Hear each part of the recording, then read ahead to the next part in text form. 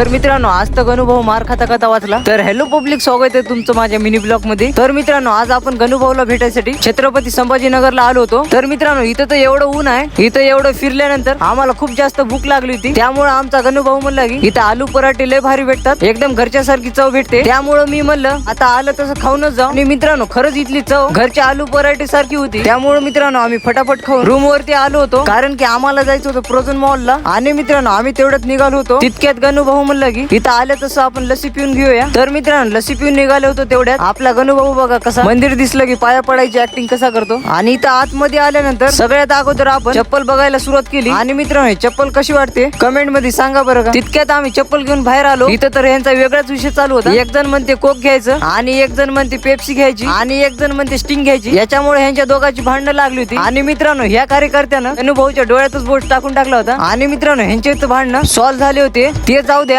आणि मित्रांनो तुम्ही माझे ब्लॉग कुठून कुठून बघता कमेंट मध्ये सांगा बरं का. तर मित्रांनो कसा वाटला मी ब्लॉग, आणि ब्लॉग जर आवडला तर लाईक करा, शेअर करा. Tata bye bye.